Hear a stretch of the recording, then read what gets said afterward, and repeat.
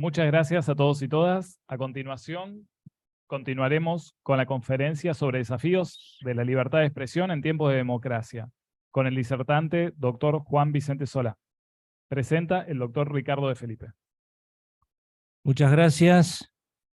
Continuando con las actividades, a principio de año, y por una sugerencia del doctor Noronha, nuestro vicepresidente de CUADEM y representante de la Orden de Abogados de Brasil, después de los hechos acaecidos en Brasilia, donde de alguna manera se atentó contra los edificios públicos de los tres poderes en Brasil, nos sugirió de que en esta oportunidad sería un tema interesante poder escuchar las voces respecto de lo que es la libertad de expresión en épocas de democracia, fundamentalmente con la visión y los fines de respetar la democracia y respetar los actos eleccionarios en cada uno de los países, fundamentalmente en esta región, nuestra región, donde quizás todavía la democracia esté un poco débil y se necesita fundamentalmente de parte de nosotros los abogados un fortalecimiento. Así que nos pareció la sugerencia, tomamos esa propuesta y hoy le agradecemos al doctor Juan Vicente Sola. Para mí es un honor presentarlo.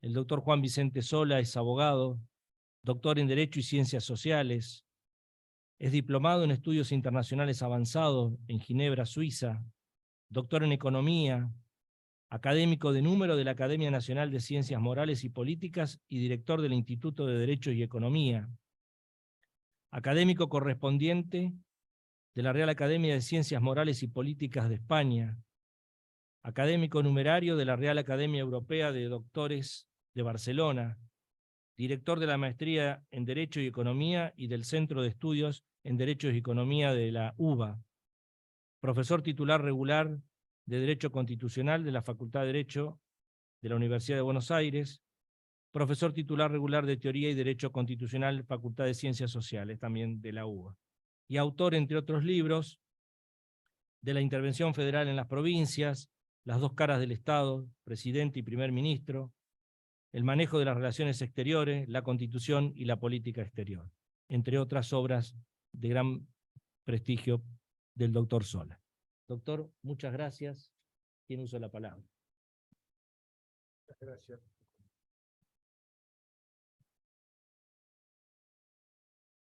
Esperemos que no se derrumbe el agua. Les debo confesar que después de algunos incidentes para llegar, me siento un poco anticlimático, porque ustedes estuvieron hablando de honorarios, que es un tema que para abogados, como yo, es central. Y yo vengo ahora amablemente a hablarles de libertad de expresión, así que les agradezco la paciencia y la serenidad de escucharme en un tema, en fin, un poco romántico. Como tema, yo diría, me gustaría hablarles del foro público y hablarles del mercado de ideas. Y también, como puntos centrales, el tema del costo del acceso a la información como cuestión incompleta y asimétrica. Sin incompleta, es decir, siempre la información nunca es completa, ni para las partes en un juicio, ni en ninguna situación, y es muy cara. Y es asimétrica, es decir, regulador y regulado no saben lo mismo, litigantes no conocen lo mismo el uno del otro. Y además está el problema de la falsa información y el derecho a réplica. Es para mí también una gran satisfacción hacerlo con colegas brasileños. Yo tuve el enorme privilegio de ser profesor del maestrado en Derecho en la Universidad de Brasilia por varios años, y es una de las experiencias más emocionantes y activas que tuve. La primera cuestión en cuanto al discurso es la distinción entre el discurso público y el discurso privado. Esta distinción, que tiene un contenido constitucional bastante firme, porque aparece el famoso caso de New York Times contra Sullivan, es algo equívoca, porque todo discurso público tiene un inicio en el discurso privado, porque las preferencias son siempre individuales y por lo tanto el inicio de un discurso es un acto individual. Y por alguna circunstancia, este discurso individual trasciende a lo público. Amartya Sen, el gran economista, Premio Nobel de Economía, planteó el tema de la importancia de la libertad de expresión, la importancia económica y la importancia social. Y puso un ejemplo dramático, el de las hambrunas en su país de origen, que es la India. Durante el periodo colonial británico hubo hambrunas muy fuertes, con cantidades de muertos, sobre todo en la zona de Bengala, no muy famosa en el año 43, durante la Segunda Guerra Mundial. Y la doctrina de Amartya Sen es decir, si hubiera habido libertad de expresión plena, se hubiera evitado la hambruna. Porque en realidad el problema de la hambruna no es la falta de alimentos. Curiosamente, algunos países que han sufrido hambrunas brutales, como Irlanda, han sido exportadores de alimentos. Y lo que significa es una fractura dentro de la economía y que la falta de conocimiento, la falta de información, hace que puedan tener resultados dramáticos. Es decir, la mala comunicación es responsable y la buena comunicación permite conocer la situación y en alguna medida remediarla. Yo cité New York Times contra Sullivan, el caso legendario de 1964, que es la base en libertad de expresión de la distinción entre la persona pública y la persona privada. En este punto hagamos una primera distinción. Están las personas públicas que son funcionarios, las personas públicas que no son funcionarios. Están las personas privadas, las que, como dirían de Warhol, tienen 15 minutos de gloria. Es decir, muchas veces personas privadas tienen un momento de iniciación en un debate público. Y acá es donde tenemos que hacer esta distinción muy importante, porque el primer conflicto constitucional es entre privacidad, acciones privadas, dice nuestra Constitución, y la libertad de expresión. Esa es una situación que lleva a conflictos. No cabe ninguna duda que las personas públicas tienen una menor protección. Si son funcionarios, menos aún. Esta menor protección lleva hasta situaciones que en otros casos serían dramáticas. Por ejemplo, el llamado discurso enfurecedor. Discurso enfurecedor es cuando, por ejemplo, se acusa a una persona pública de un comportamiento que pudiera ser considerado infamante o una burla brutal. Esto se trata de un caso que ustedes todos conocen porque se hizo hasta una película, el caso de la revista Hustler, en el cual Hustler contra Falwell, Jerry Falwell era un sacerdote, y en la revista le toman el pelo de una manera insinuando comportamientos muy contrarios a su férrea disciplina moral, que era un pastor protestante que hablaba por televisión y tenían un movimiento que se llama mayoría moral. Y la Corte consideró que el discurso enfurecedor, es decir, un discurso que va al límite de la libertad de expresión, está protegido. Y está protegido porque hay una tradición en el debate político en los Estados Unidos y en la Argentina, en los cuales las personas públicas en actos públicos tienen la menor protección posible, aún en discursos que podían ser inaceptables para personas privadas. Ahora, ¿hay momentos privados en las personas públicas? Parece muy poco probable. Voy a citar un caso que es realmente una infamia para la justicia argentina. Y digo que es una infamia por dos motivos. Primero, porque es de libertad de expresión en un tema que afectaba a un presidente, con lo cual es, diríamos, la persona menos protegida en materia de intimidad. Y después, porque un fallo de la Corte fue revocado por un tribunal internacional, en este caso, la Corte Interamericana de Derechos Humanos, que es el caso Fontevecchia. Pero probablemente lo recuerdan, en el caso Fontevecchia es un caso que había una tapa de una revista en la cual indicaban que el presidente de la Nación había tenido un hijo natural, cosa que en sí misma no tiene ninguna deshonra, pero que evidentemente una corte muy favorable al presidente y al gobierno en ese momento obligó a entregar una indemnización indebida. Y como digo que es un caso que deshonra a la justicia argentina, no solo por el fundamento constitucional, que es absolutamente inconcebible, sino porque nos hemos visto una sentencia de la Corte Suprema revocada por un tribunal internacional. Lo cual, si bien es aceptable en otras situaciones, parece inaceptable en materia de libertad de expresión, que es un tema en el cual la Argentina, piensen que el primer decreto en materia de libertad de expresión lo hizo el triunvirato. Es decir, estamos hablando de un periodo muy antiguo, en el cual la Argentina siempre ha insistido en este punto. Hay todo un debate, después si quieren entramos y saber si esta sentencia revoca o simplemente es una condena internacional, y si los efectos de la sentencia de tribunales internacionales. Pero permítame hablar brevísimamente también de lo que llamaríamos el mercado de ideas. ¿Por qué utilizo esta expresión? No mercado en el sentido del mercado, en un sentido económico. La expresión la utiliza Oliver Wendell Holmes, el gran jurista norteamericano, que es presidente de la Corte, y en el caso Abrams contra United States en 1919, establece la idea de la importancia que tiene la libertad de expresión como mercado de ideas. Es decir, imagina que las ideas funcionan en la sociedad como un mercado, como una feria, en la cual uno se acerca y entrega sus productos, es decir, sus ideas, y toma las ideas que se ofrecen. Pero uno conserva las ideas que tiene. Se puede cambiarlas si quiere, pero no las pierde, no es un gasto como hoy en un mercado, una feria donde compro un producto.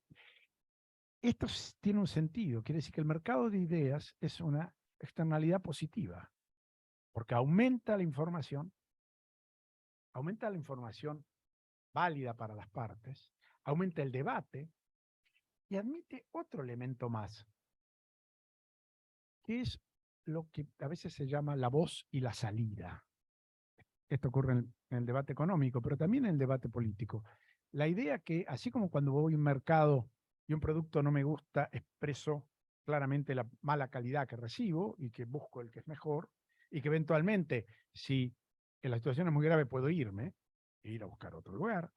De la misma manera, las sociedades que admiten la apertura en la voz, la apertura del debate, son sociedades mejor informadas, más libres y económicamente más dinámicas, que es también la idea que está detrás. Es decir, hay no solo una externalidad positiva en materia, digamos, de libertades, en materia de transparencia del gobierno, en materia de evitar daños muy graves, como decía Amartya Sen, sino también nos permite una sociedad económicamente más dinámica. ¿Por qué? Porque nos permite ofrecer mejores productos políticos. Recordemos siempre que todo el sistema constitucional está basado en la idea de la desconfianza. Nosotros no confiamos en nuestros gobernantes.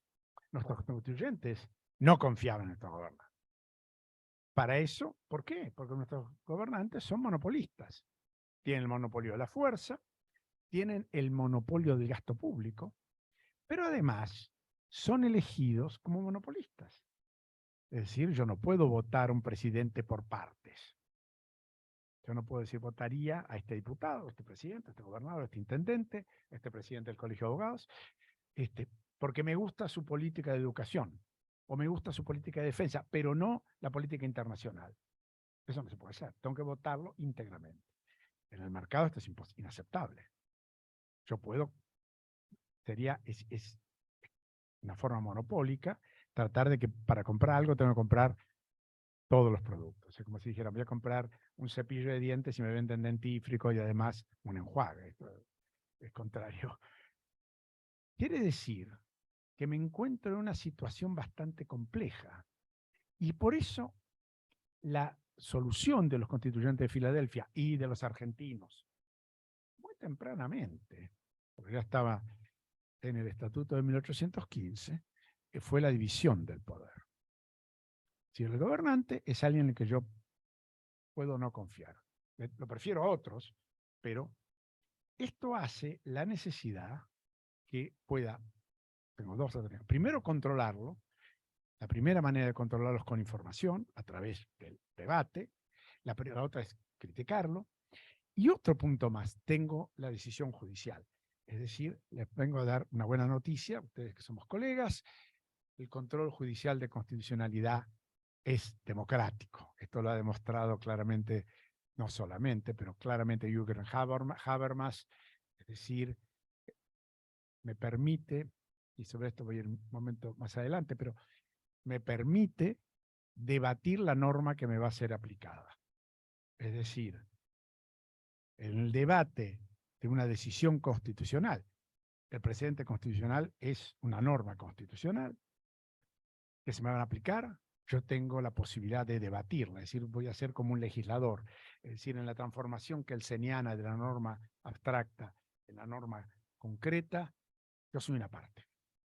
Y eso es perfectamente democrático. Y es perfectamente democrático de la misma manera que es democrática una asamblea municipal, donde se va a tomar una decisión, y entonces me convocan. Me convocan a decidir y a expresar mi opinión. En este caso, lo vamos a ver. Ahora, el problema general que tenemos con la libertad de expresión es, ¿puede ser regulada? ¿Puede el gobierno intentar limitarla? No tenga ninguna duda. Los gobernantes y muchos jueces se dedican a esto. Es algo que va de suyo, diría. Y esto ha llevado a la doctrina en lo que se llama del foro público. Estamos antes de Internet. Y el debate es, se va a tomar una medida que encuentro, me afecta y que es insoportable. O hay un gobernante con el cual tengo una muy fuerte opinión contraria. Es decir, ¿puedo ir a lugares públicos a expresar mi desacuerdo? Puedo usar las calles, puedo usar las plazas. ¿Es constitucional una restricción de la expresión? En la historia argentina hemos tenido de todo. Hay un decreto sobre derecho de reunión de Isabelita, de Martínez de Perón,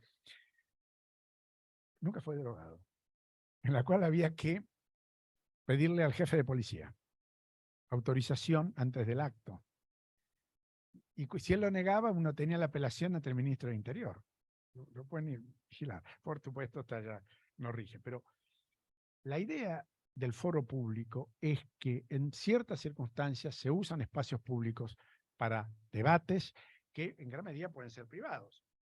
Esto lo dijo el juez Owen Robert. El caso de 1939, Hague versus Committee of Industrial Organization. Y dijo, las calles y parques se han mantenido inmemorialmente en fideicomiso para el uso público y desde tiempo inmemorial se han utilizado con fines de reunión, comunicación de pensamientos entre ciudadanos y discutiendo cuestiones públicas. Tal uso de las calles y lugares públicos ha sido desde la antigüedad parte de los privilegios, inmunidades, derechos, libertades de los ciudadanos. Los que sufrimos yo personalmente el día de hoy, ¿no? Partido en River, bloqueo de calles, de la extensión de la idea del discurso público también incluye todo tipo de actividades. Es que nos podemos decir, ¿se puede trasladar este criterio del foro público al Internet?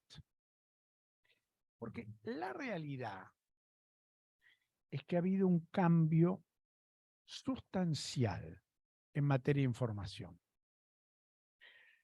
Conversando este tema, me enteré, lo recibí de amigos, la furia de ciertos periodistas tradicionales con el Internet. Es decir, tradicionalmente en mi casa recibimos La Prensa y La Nación, después La Nación y Clarín. Aún hoy recibo, y estoy suscripto a otros diarios.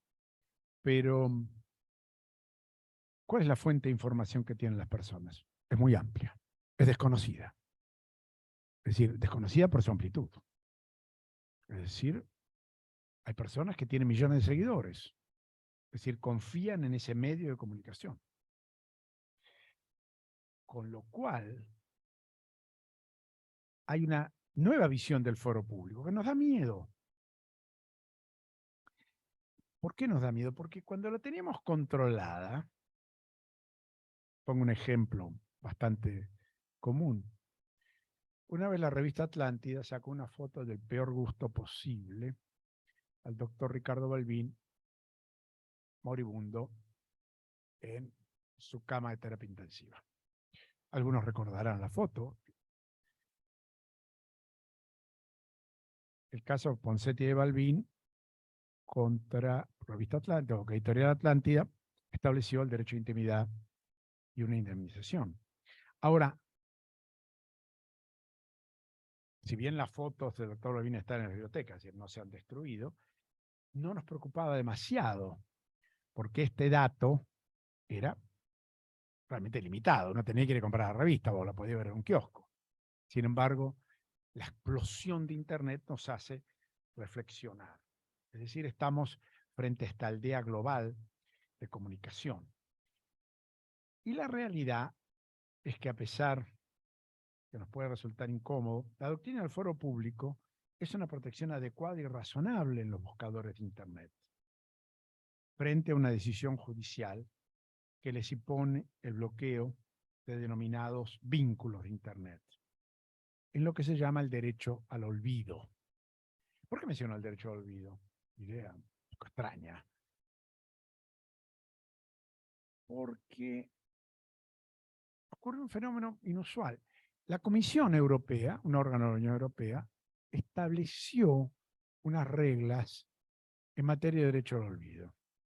Es decir, una limitación a la libertad de expresión sobre ciertos contenidos en Internet. Aclaro este punto, primero porque es de la Unión Europea. No es una decisión de la Corte Europea de Derechos Humanos, sino fue convalidada por la Corte de la Unión Europea. Hubo países que se opusieron. El Reino Unido, una subcomisión de la Cámara de los Lores en ese momento, que sostuvo que no podía aplicarse al Reino Unido. Después el Reino Unido, por el Brexit, dejó la Unión Europea, por lo cual el tema perdió virtualidad. Esto nos lleva a una primera distinción importante, porque podría decir, bueno, si usted va a un registro en materia de residencia penal, después de cierta cantidad de años, el Estado no le da la información sobre la situación penal de una persona, porque se considera que ha cumplido su pena o lo que fuere. Pero acá no estamos hablando de la información que provee el Estado. Estamos hablando de la limitación que existe en un medio de comunicación social. Es decir, como si un diario tuviera que limitarse de establecer el conocimiento de penas de personas después de una cantidad de años. Eso es la primera gran distinción que debe hacerse. Ahora, el Internet ha llevado a esta explosión del conocimiento y ha creado una red social, como una urdimbre de contactos de cientos de millones de personas. Todos la conocemos bien. Parece innecesario restablecerlo, pero para los que hemos escrito una tesis, no solo la máquina. Yo le tengo que contar sobre eso una anécdota. Cuando escribí Internacional Federal de Provincias, ¿qué hice? Fui a la biblioteca de la Facultad de Derecho, casi en overol, y me llené de tierra. Fui a la biblioteca del Consejo Liberante de la Ciudad de Buenos Aires y me llené genuinamente de mugre, viendo diarios viejos. Un día, la editorial de la ley me llama, y decía, mira, tienes ganas de publicar un libro sobre un tema de derecho de economía. Y dice, ¿no quiere escribir 5 tomos de derecho constitucional? Una sonrisa nerviosa de mi parte. Digo, ¿cómo voy a escribir 5 tomos? Está bien que es conocimiento en materia de precedentes y el precedente con norma constitucional y que el precedente es vinculante, aunque algunos jueces no. Pero por supuesto, ya contaba que en el teléfono tengo todos los fallos de la Corte argentina y norteamericana. Ni hablar de la computadora. Y además los autores. Y además tengo Westlaw. Con lo cual están los 5 tomos. No sé si la biblioteca de este ilustre colegio la tiene, pero quizás podamos entregársela. Y lo mismo los 3 tomos de Derecho y Economía. Pero los quiero decir, es posible. Cuyo prólogo del premio Manuel Phelps que me lo mandó por mail. Es decir, usamos nuestros recursos de una manera distinta. Y usamos el debate y la movilización política también de una manera distinta. Es decir, ahora tenemos herramientas de movilización cultural y política y una actividad de militantes políticos, sociales, y compartir ideas, imágenes con un público en general y los miembros de otras redes. ¿Esto qué nos? ¿Cuál es la enorme diferencia? Porque no cabe duda que la Constitución fue terminante y es terminante. No hay censura previa. Esto es terminante y después Sarmiento incluyó, no puede haber una ley federal que restrinja libertad de imprenta, dice, libertad de expresión. Uso la expresión, las palabras, libertad de expresión, simplemente porque es más amplia. Porque cuando publicar sus ideas por la prensa, también incluyó las imágenes. También hubo debates complicados en la Argentina, que ahora nos parecen tonterías. Por ejemplo, Lolita. ¿Te acuerdas del libro Lolita de Vladimir Nabokov? Extraordinario libro, ¿no? Nunca sabemos si el relator dice la verdad, si miente, en fin, una obra maestra. La obra fue quemada por decisión de la municipalidad en 1962. Estuvo presa Victoria Ocampo brevemente, y el traductor de Lolita no puso su verdadero nombre. Si ustedes ven las traducciones, está el nombre falso, no el verdadero traductor, hasta el día de hoy. Es decir, ¿y qué dijo la Corte Suprema? ¿Quieren ver el caso? Si quieren les puedo decir. 257, 275, el caso se llama Editorial Sur. Fácil de buscar. Me costó un instante encontrarlo. Encontrar la página también en el tomo. Dice que está bien. Salvo una disidencia de Evo Figollero. Esto ahora sería impensable. ¿Y por qué impensable? Porque hemos dado cuenta de la importancia de libertad de expresión, no solo en lucha contra dictaduras, ¿no?, sino por otro problema central en nuestro medio, que es el costo de la información. Yo dije que la información es costosa. Es incompleta siempre. Nunca hay información completa. Ojalá. Ojalá lo hubiera. Sería fácil escribir, sería fácil ganar un caso. No te obligaría a la otra parte que me diga, que me adelante la prueba, para no engañarme, por ejemplo. Y es asimétrica. Ese es el problema de la regulación. Si yo tengo que regular, por ejemplo, los seguros médicos, las empresas prestadoras de servicios saben más que el regulador y más que yo. Con lo cual, todo acceso a la información es necesario para la decisión judicial, para la libertad y para la regulación que puede hacer inclusive el gobierno.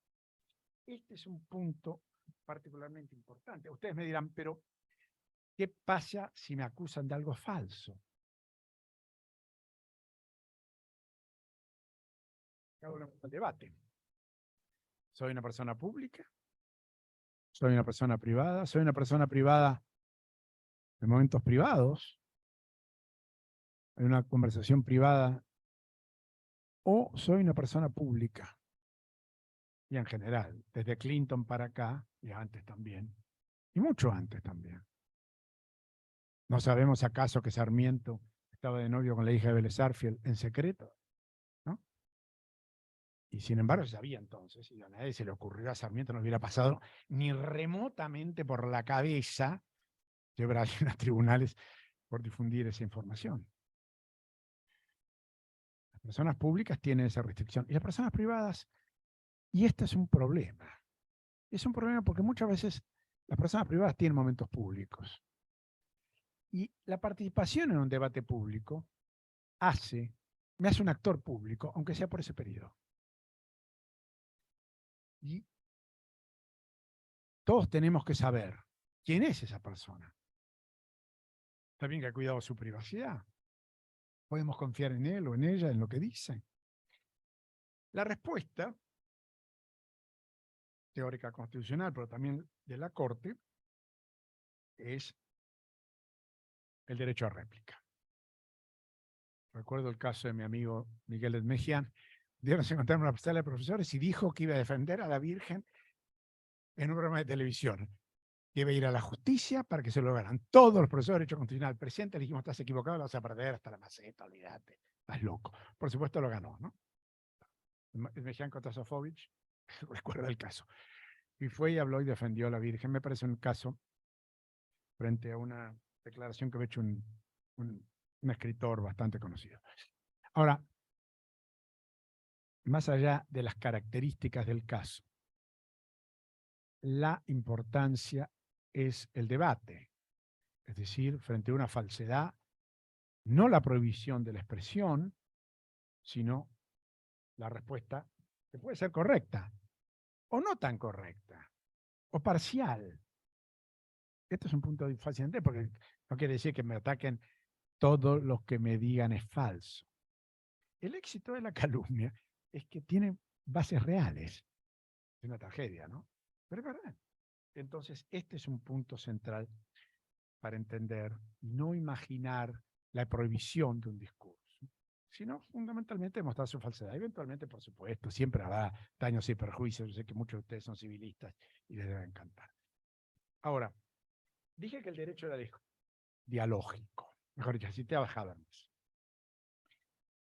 El derecho no es monológico, como creía Napoleón. Ustedes saben, ¿no? Napoleón sacó el código y prohibió los comentarios. No se podía ver comentarios. Entonces, los comentarios fueron después que Napoleón dejó de ser emperador. Porque dijo, acá está todo. Ahí está, lo leen y se acabó. Una visión monológica, muy de las primeras escuelas de los comentaristas jurídicos. El derecho es dialógico porque vivimos en un marco de incertidumbre. Esto lo dijo un economista, Frank Knight, en la década del 20, que distinguió entre riesgo e incertidumbre. Riesgo es lo que puedo calcular, no sé si me va a ocurrir, como que no supe hoy que un colectivo me cerra y el señor Merdas para, no a mí, sino al auto. Más pérdida de tiempo que otra cosa, pero... Y después está la incertidumbre. La incertidumbre es lo que no puedo prever. Un día aparece la pandemia, 130.000 muertos.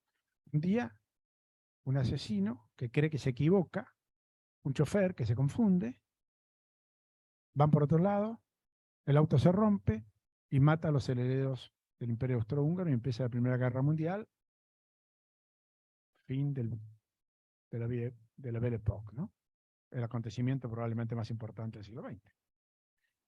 ¿Lo podían prever? Era imposible. Entonces, el derecho está en un marco de incertidumbre. ¿Cómo resolvemos esa situación del conocimiento incompleto? Habermas plantea, dice, es en el debate entre las partes y el juez. El derecho es producto de un diálogo entre las partes y el juez. Tenemos una norma, que es la Constitución y los precedentes. Imaginen a la Constitución como un contrato de largo plazo. Contrato que todos aceptamos. ¿Por qué lo aceptamos? Porque nos conviene. Estamos mejor con la Constitución que sin ella. Si no, votaríamos con los pies. Algunos se van o otras medidas. Pero la idea del derecho dialógico es que justifica el control judicial. ¿Y por qué lo hace? Porque por muy buena que sea la representación política, no nos incluye a todos. Porque ya dije. ¿Y por qué no nos incluye a todos? Porque hay cuestiones que simplemente son nuevas, que no podemos conocer. En 1938 esto se discutió en la Corte Suprema de Estados Unidos a raíz de la crisis económica. El presidente Harlan Stone, en una nota, en un caso que se llama Caroline Products, dio cuáles eran las cuestiones que debía ocuparse la Corte. Y bueno, por la crisis estamos reconociéndole al Congreso poderes muy grandes. ¿A qué nos dedicamos? Bueno, derechos humanos, el control de la representación política, dijo, y a las minorías discretas e insulares. Es decir, ¿por qué son las minorías discretas? Las que por algún motivo no van a ejercer su derecho, aún su expresión. Y la única manera es la solución judicial.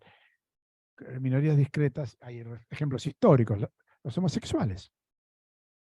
Por eso decía salir del closet. Otra mucho más obvia. Ahora, las mujeres. Las mujeres no son una minoría, son una mayoría. Y sin embargo, fueron discriminadas décadas en sistemas democráticos. Sin embargo, un largo periodo hasta que eso... Entonces, esas son minorías discretas, es decir, que por algún motivo el sistema político no los reconoce. Y la otra son insulares, son las personas con extrema pobreza. Extrema pobreza, es decir, que los legisladores o los políticos le prestan menos atención, salvo que lo ejercen. ¿Quiénes los representan? Una decisión judicial. Es lo que se llama el refuerzo de la representación. Es decir, la decisión judicial refuerza el sistema político, no va en contra del sistema político. Aunque lo ejerzamos personas como nosotros. ¿No? No hace falta que nos definamos mucho. Sabemos a qué clase somos, cómo son los jueces, qué formación tienen. Es decir, no somos sectores marginales, somos generalmente gente de clase media alta. Pero la realidad es que este mecanismo permite incorporar derechos e permite incorporar debates que si no estarían fuera del debate político. Bueno, basta de temas divertidos, vamos a los temas polémicos, si no, no hubieran invitado. Quiero para decir cosas lindas, total, quedaban en casa y le mando una clase. Nada. La ley de olvido. Empecemos. El derecho al olvido creo que puede tener consecuencias gravísimas en una sociedad democrática. ¿Por qué? Porque puede ser utilizado para ocultar información necesaria para decisiones en la sociedad. Pobre Natalia de Negri, ¿no? ¿Recuerdan el caso de Natalia de Negri? A mí me tocó ser amicus curiae en los dos casos. El caso de Negri, pero sobre todo en Belén Rodríguez, que fue el primero. En el caso de Belén Rodríguez, era una señorita que había subido fotos, ella había subido fotos, pero fotos de modelo, nada alejado de trabajo de una modelo. Pueden mirar los niños. Pero había buscadores que la asociaban con sitios de pornografía. Y ella decía, miren, mis hijos entran, buscan mi nombre y aparezco dentro de sectores de pornografía o aún que podía ser de prostitución. Qué falso. La Corte Suprema señaló en este caso, digamos, la primera, yo me acuerdo de una pregunta que le hace Maqueda en la audiencia pública, le dice, pero ella subió las fotos. Me acuerdo que fue una pregunta muy dramática. Le digo, oye, ella subió las fotos. No son fotos que le tomaron y las publicaron. Son fotos que subió. También, todos tenemos la responsabilidad de nuestros actos, ¿no?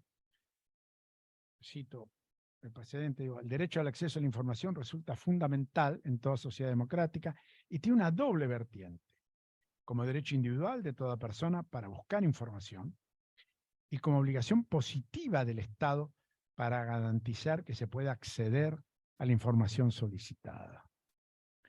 Porque yo no puedo prever si una persona va a actuar en forma pública.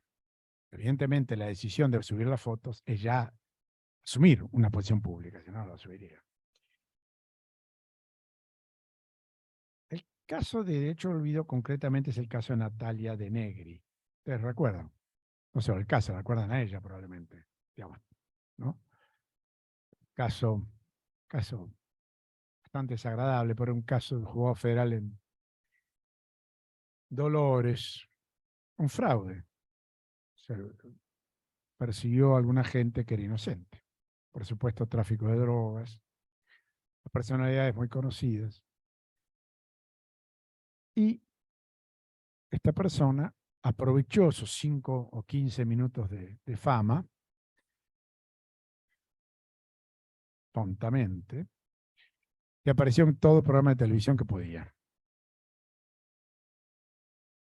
Entonces, bueno, se casa, se va a vivir a Miami, tiene un programa de televisión, su vida cambia. Y entonces dice, soy otra persona. Y la gente que me ve en televisión busca en internet mi nombre y aparece todo lo que dije en estos programas de televisión, todo lo que dijeron los diarios. Todo. Tengo derecho a que el buscador no dirija a esta información.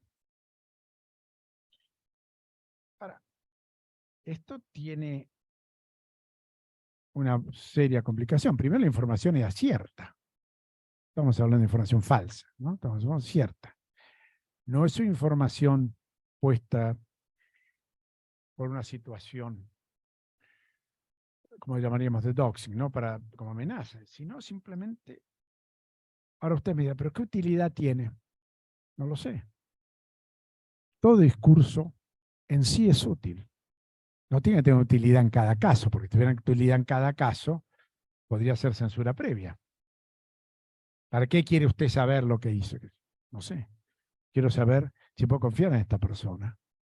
O quiero saber lo que fuere. Si una persona puede cambiar. O lo que fuere. No es el tema del regulador. Es cierto que la Corte dijo, al pasar, hay una cierta opacidad en los buscadores. Y que esa puede ser remediada.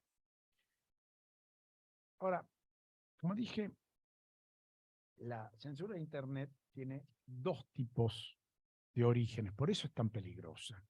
La primera, la actividad regulatoria estatal, a la que de alguna manera podemos controlar, es decir, la prohibición de censura previa. Pero hay otra, que es la actividad de las empresas que actúan en Internet. Entonces, pueden, por temor a regulaciones estatales, acciones civiles, a una censura preventiva. Es decir, los buscadores son empresas. Esto no tiene ningún problema que sean empresas, porque los diarios también son empresas. Los canales de televisión son empresas. Nosotros somos empresas. Por lo tanto, no tiene ninguna cosa deshonrosa. Y lo hacen, ¿por qué lo hacemos? Y lo hacemos para ganar plata. ¿Cuál es el primer deber del abogado, por ejemplo? Defender los intereses de su cliente. Y generalmente les cobramos. Yo por lo menos. Mejor ustedes son mejores personas. Ahora, estas empresas tienen este riesgo. Por eso, cualquier amenaza del olvido debe ser limitada, porque puede ser una forma de incentivar la censura privada.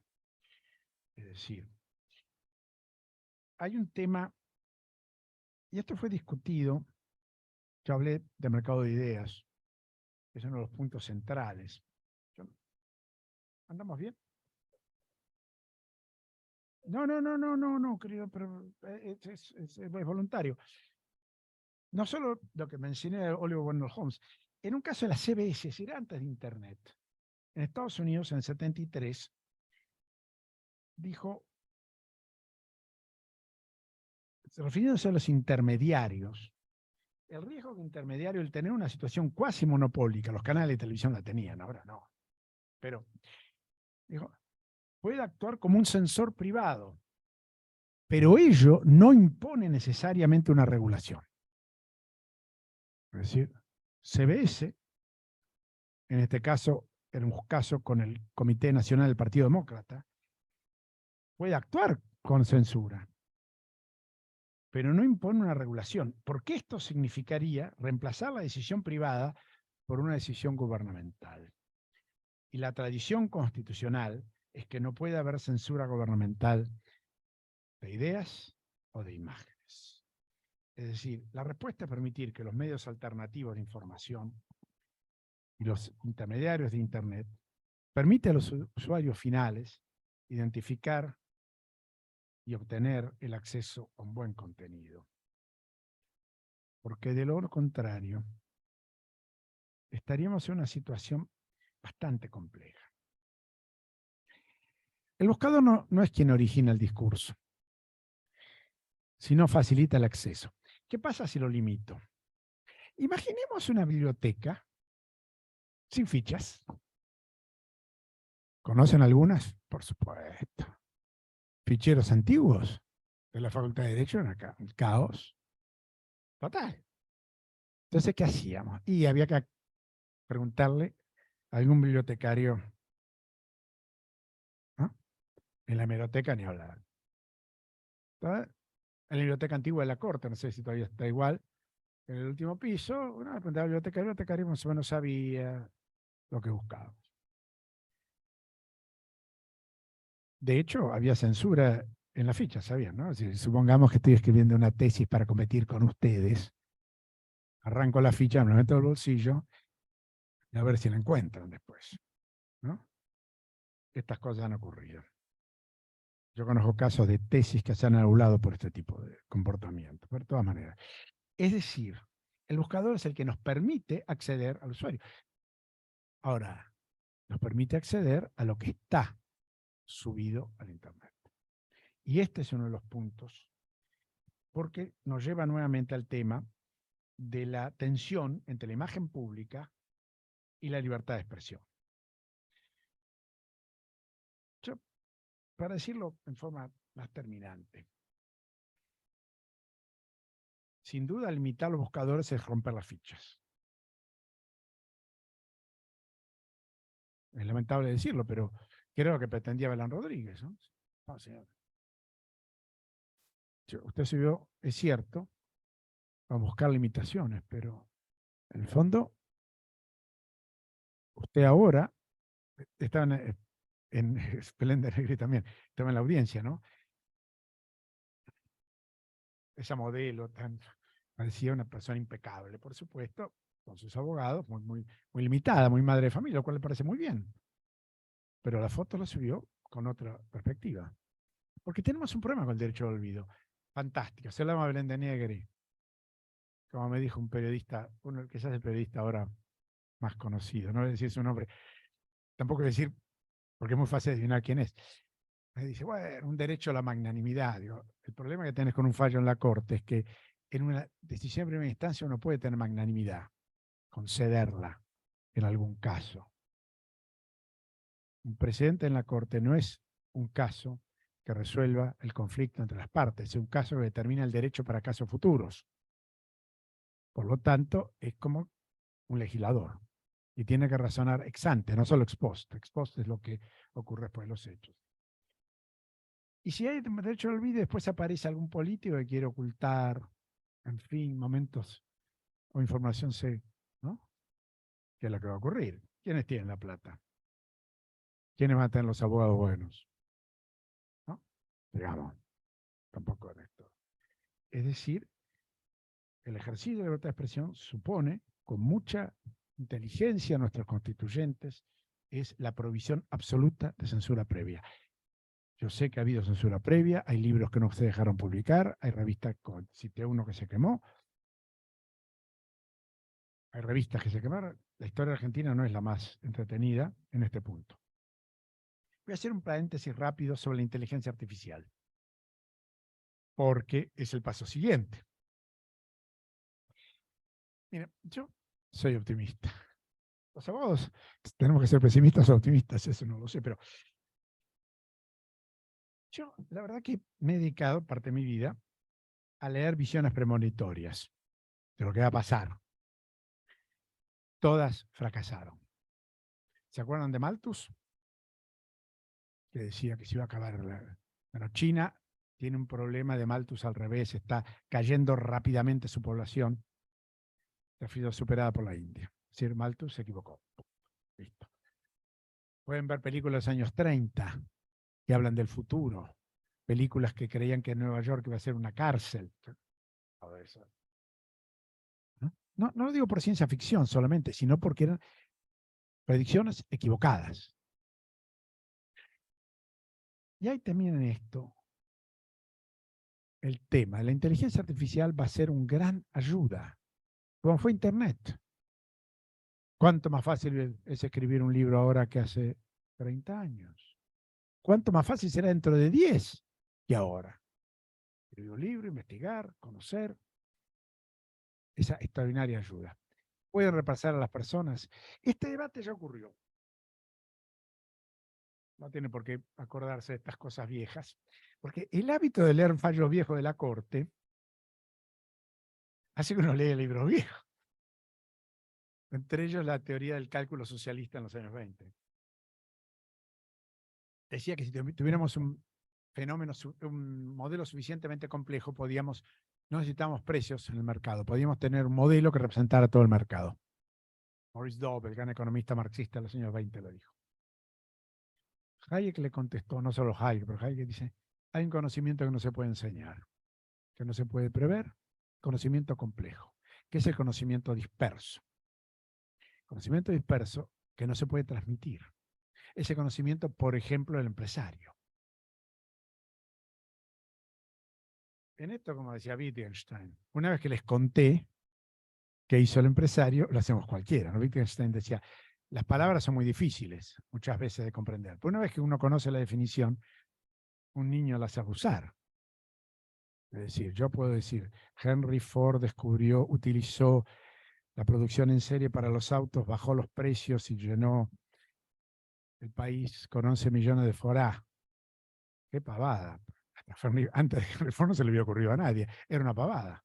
Yo que arrastré valijas en aeropuertos innombrables, hasta que uno se le ocurrió ponerle ruedas. La rueda existe porque es memorial. Sin embargo, es decir, Keynes se reía un poco, pero decía, estos son los espíritus animales, animal spirits, ¿no? Es decir, y Alberti lo descubrió también. Cuando él describe la vida de William Wheelwright, está describiendo la vida de un empresario y hay un conocimiento que es muy difícil de prever. Si no, cualquier burócrata podría ser un gran empresario. No hace falta que les diga que no funciona eso. Por lo tanto, diría que la inteligencia artificial por ahora funciona bastante bien. Ahora, ¿cuándo se puede limitar? Porque también hay un límite. Necesitamos decisión judicial y la censura previa no puede ser ni con decisión judicial, pero puede haber una censura posterior cuando ha habido, por ejemplo, información falsa. Y después hay temas que no estoy hablando ahora, por ejemplo, amenaza de muerte, amenazas de violación, difamación, pornografía de venganza, ¿no? Se llama doxing esto, con doble X, doxing, ¿no? Es decir, es información privada en línea para perseguir a alguien. Sobre estos puntos, sin duda, tenemos alguna forma de control judicial. Y también las personas privadas en actos privados, realmente puramente privados. Cuando una persona es privada en actos privados es muy difícil decir realmente, porque todos creemos que nuestras pequeñas ideas en nuestro desconocimiento van a ser conocidas por el mundo y seremos famosos, ¿no? Hay gente que vive de eso, que son influencers, ¿no? Ahora, no se puede delegar el control de la... No se puede delegar este control de libertad de expresión. ¿Por qué jugar a Dios? Y jugar a Dios es muy peligroso. Es decir, primero hay que ser omnisciente y no somos, y no conocemos el futuro, y no sabemos cómo va a ser, y no sabemos en qué discurso hay una fuente de verdad. Hay una frase de Borges, ¿no? Un cuento se llama La otra muerte, dice, Dios no puede cambiar el pasado, pero puede cambiar la imagen del pasado, el recuerdo del pasado. Y es un poco lo que quiere hacer el regulador de Internet. Cambiar nuestro pasado, cambiar lo que nos pasó. Y eso es imposible. Pero además es indeseable. En libertad uno asume lo que pasó, y la verdad. Pero me dijeron que hay quien hacer preguntas, así que estoy más que a disposición. Muchas gracias.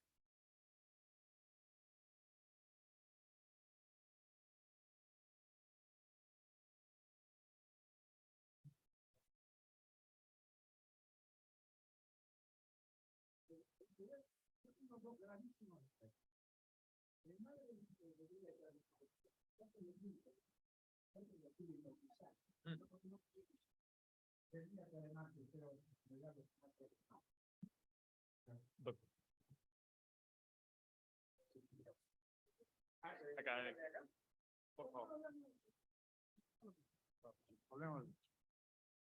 Adelante, por favor. Bueno, primero agradecerle. Muy bueno. Vine por dos cosas. Vine por Pepe de Paula y por usted, y realmente después me llevé un bonus track con el tema de honorarios. Así que a mí me parece, cuento una anécdota, pequeña anécdota. En el Instituto de Filosofía del Derecho, uno de los integrantes, un poco más grande que yo, tiene un nieto que tiene una facilidad para estar con la computadora y ingresa la inteligencia artificial. Entonces el abuelo le va diciendo, pregúntale tal cosa, y le pregunta, dice, ¿cómo puede afectar a la libertad la inteligencia artificial? Entonces la inteligencia artificial le contesta, le hace un desarrollo, que fundamentalmente dice, depende de quién cargue los datos. Y usted lo cita a Wittgenstein, y sabemos que quien maneja el lenguaje, sabemos que quien maneja la información, maneja también los conceptos que nosotros vamos desarrollando. A mí me parece, tal vez esté equivocado por eso, que en la red el tema de los buscadores es que no son tan libres como uno cree. No son tan libres como uno cree, sino que tienen un criterio. Alguien les pone ese criterio. Sin duda. Y esto me parece que tiene que ver con el punto que usted maneja de las asimetrías.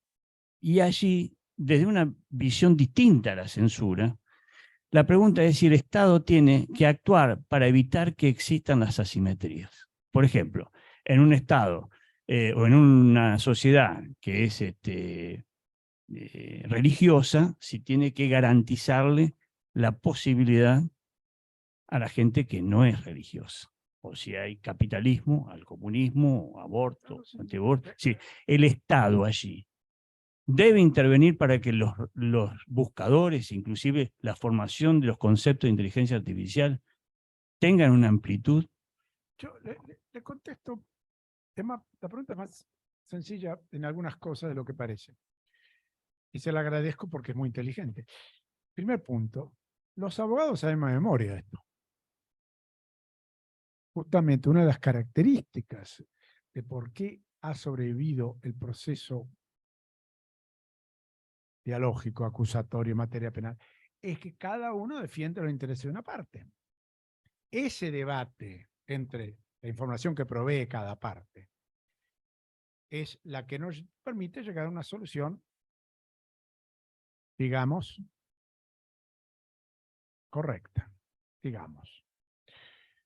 Y fíjese cómo hemos mejorado en el procedimiento judicial para fortalecerlo. Cité el caso de estas dos chicas, dos mujeres, ¿no?, que tenía amicus curiae. Yo no soy abogado en ninguna de las partes, nunca lo fui. Fui como amicus curiae convocado por la Corte.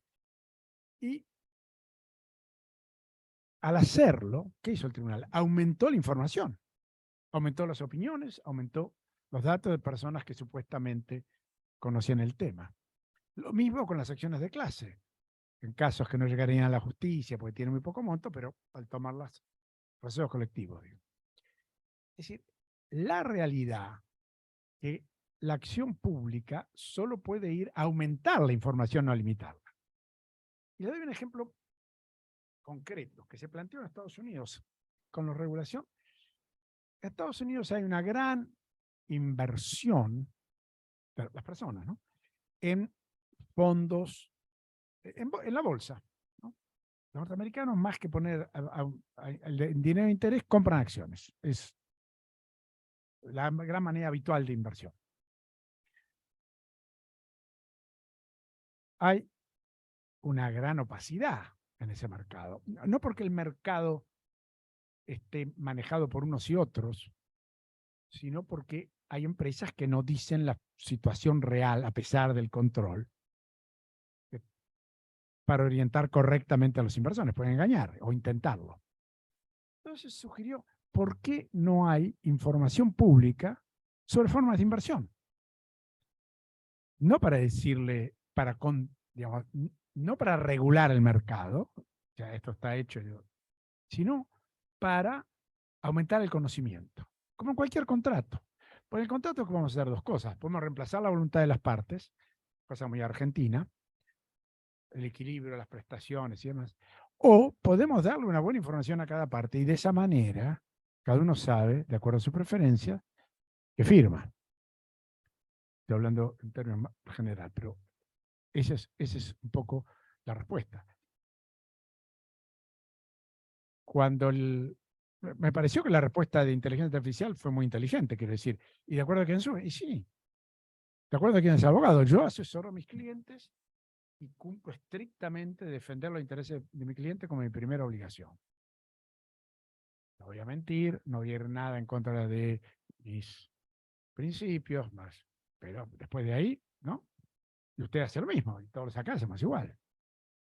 Ese yo creo que es un poco la idea. El equilibrio se logra con la información y la regulación tiene que ser a favor de la información, no en contra, ¿no? Perdón si fue muy largo.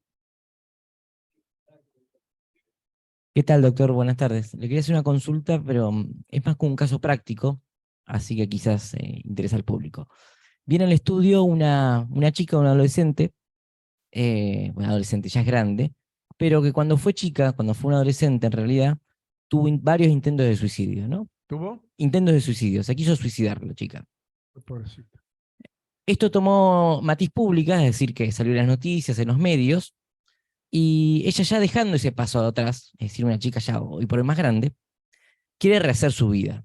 ¿Qué pasa? Que cuando ella quiere rehacer su vida, ¿no? Conoce a alguien, entonces la persona antes de salir con ella, uno a veces chusmea en internet, ¿no? Con quién está saliendo. Entonces cuando pone el nombre, salen todas las noticias de esta chica, cuando era más chica, que se quiso suicidar. Mi pregunta es, ella viene al estudio acongojada y dice, bueno, yo no veo que mi proyecto de vida vaya, o sea, mejorar socialmente, porque tengo este problema. Y me pregunta, doctor, ¿se puede o no aplicar el derecho al olvido? Entonces yo aprovecho y le pregunto a usted, doctor, si cree que se puede aprovechar, aplicar o no el derecho al olvido. Contesto con total transparencia.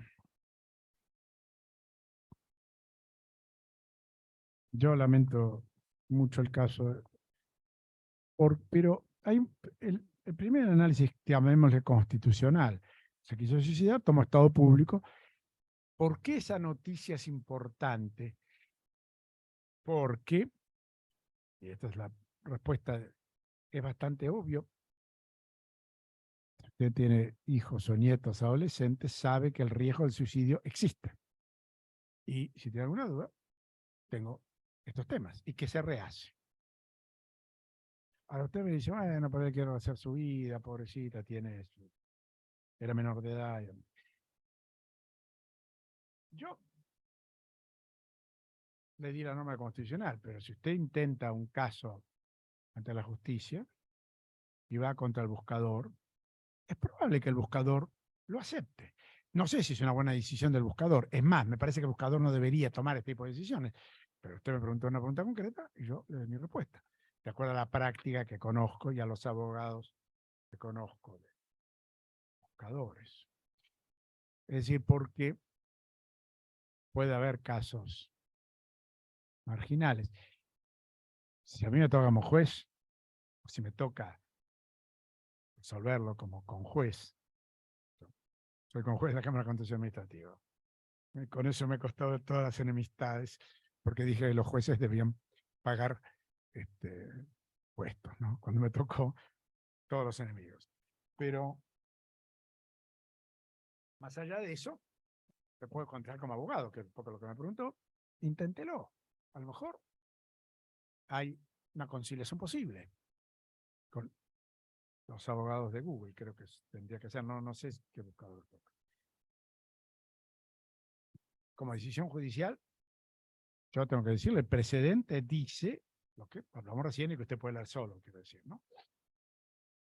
Es cierto que la Corte habla que puede haber una regulación futura en materia de opacidad del buscador, de que podía tener otras formas de búsqueda, ¿no?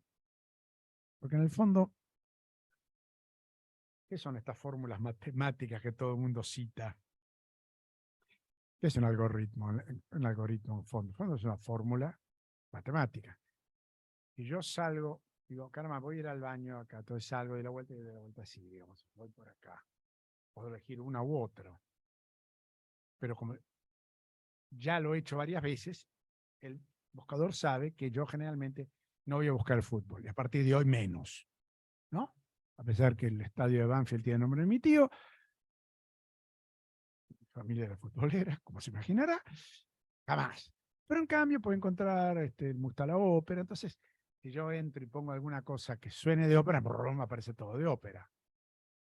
Y no aparece el nombre de que es un jugador de fútbol. El algoritmo, que es una forma formal, matemática, de ¿puede establecer todo mi comportamiento? Seguro que no. Es más, según una teoría económica lo pensaba. La expectativa racional. Robert Lucas, ¿no? Fue el premio Nobel. Imaginaba que uno podía modelar las expectativas y ver cómo se iba a comportar. En 2008 no se habló más de eso. Porque, como decía Hayek, hay comportamientos que no podemos prever. Un día puedo empezar a buscar el fútbol, sería muy improbable, pero otras cosas. Puedo empezar a buscar adolescentes suicidas, por ejemplo, por algún motivo, o por interés o porque me hizo esta pregunta. Es decir, en realidad la opacidad del algoritmo lo que quiere decir en realidad es que el buscador no tiene un sistema suficientemente completo y cree que a lo mejor al que lo pide le interesa más el caso de su cliente que un libro en alemán sobre adolescentes suicidas, por ejemplo, ¿no? Creo que tiene alguien acá. Cualquiera, si quieren tomamos un café, estoy acá, no me voy a ir a ninguna parte. Perdón, doctor. Es reincidente. Sí, es que es muy interesante. Eso Mire, es espantoso. el tema del algoritmo y el dilema de las redes. El dilema de las redes. Sí. Allí, porque ahí está la importancia. Allí muestra, o esa documental, semidocumental, muestra cómo se manipula el algoritmo. De tal manera que si uno pone en una noticia, apareció, qué sé yo, una ametralladora rusa, después le pasan la otra, después le pasan una asociación con el Club del Rifle y así sucesivamente. Y también trabajan sobre las ideas de la gente. Entonces, ¿cómo se trabaja ese tema sin regulación? La película termina concluyendo, la mayoría de los entrevistados, es que es menester una regulación en ese caso. Es menester o es necesario una regulación. No, pero mire, yo te voy a decir dos problemas. Supongamos que no hubiera algoritmo, que lo hago más trabajosamente con papeles, ¿no? Yo sé que a usted le gusta la filosofía, porque lo acaba de decir, entonces cada vez que lo veo le pregunto de filosofía, ¿por qué le voy a preguntar? No de fútbol. O de derecho agrario, ¿no? Entonces lo que hace el algoritmo, esto es mucho más sofisticado. Me ofrece cosas que cree el sistema que me puede interesar. Y por supuesto, yo puedo hablarle de filosofía para tratar de llevarlo a la filosofía analítica, que es la que me gusta a mí, y al primer Wittgenstein que me fascinó. En cambio, usted es un tomista enloquecido y no hay manera. Pero yo me hago el distraído y voy citando el segundo Wittgenstein y lo traigo el primero, digamos. Temas de seducción que alguna vez todos hemos hecho. Lo que hace el algoritmo es buscar un sistema. Lo hace incompleto. Porque siempre es necesariamente incompleto. Porque si pudiera ser completo, la expectativa racional sería bárbara. Podríamos tener modelos matemáticos tan perfectos que no necesitaríamos que podíamos ver cómo iba a comportarse cada persona, qué va a comprar, qué no va a comprar, qué tipo de... ¿Entiendes? Lo intentaron. Esto nos llevó a la crisis del 2008 y ya nadie cita la expectativa racional. Entre paréntesis, cuando hablamos de neoliberalismo, el neoliberalismo era el nombre, de el nombre popular de expectativas racionales, ¿no? Usar modelos microeconómicos para entender la macro. Pero ese es el punto. Ahora, usted me pregunta de regulación. ¿Quién la va a regular? Un burócrata. Cuando digo un burócrata, es un funcionario con pésima información, con su posición política, con compromisos políticos con el que lo nombró. No es tan cómico eso. Entonces puede ser que lo lleven o que fortalezcan temas que usted planteó, a posiciones religiosas. ¿Eso ocurre? Sí, yo sé que los profesores del Austral pueden publicar más fácil en un diario muy conocido que profesores de otras universidades. Es decir que es obvio. ¿Y qué puede hacer? Nada. Comprar otro diario. ¿Entiende mi punto? La regulación siempre tiene que dar a mejor información, pero no a limitarla. Es extremadamente peligroso. Porque el que quiera hacer un negocio y que gana mucha plata, regulando, va a tener un lobby, una búsqueda de renta fenomenal en este tipo de regulación. Y nosotros, que no tenemos recursos tan importantes, vamos a estar en la parte de los perdedores. Cuidado con la regulación. La regulación tiene siempre, primero no hay regulación inocente, no hay regulación gratis, ninguna. Toda regulación indica una transferencia de recursos. Toda. Aún la más sencilla, la más inocente. Ni habla de la que no es inocente. Entonces, en un país donde todo se hace por DNU, pero cuando es por ley, un poco como uno puede leer el debate, puede ponerlo en televisión, puede filmarlo, qué sé. Sabe lo que son las comisiones. Un decreto no. Imagínense la decisión de un funcionario. Muy peligroso. En materia de expresión. Siempre uno tiene la excusa. Hay un viejo dicho que para hacer el control de las importaciones, siempre se usan argumentos médicos. ¿No? Una cosa que yo diga esto no hay que importarlo porque no me conviene, y otra que yo diga esto hace mal a la salud, a lo mejor no lo importemos. Entonces, cuidado con las regulaciones, sobre todo regulaciones de sociedades como la nuestra. Gran desconfianza. Personal. ¿No? Disculpa, porque estamos por demás excedidos. Muchas gracias, doctor.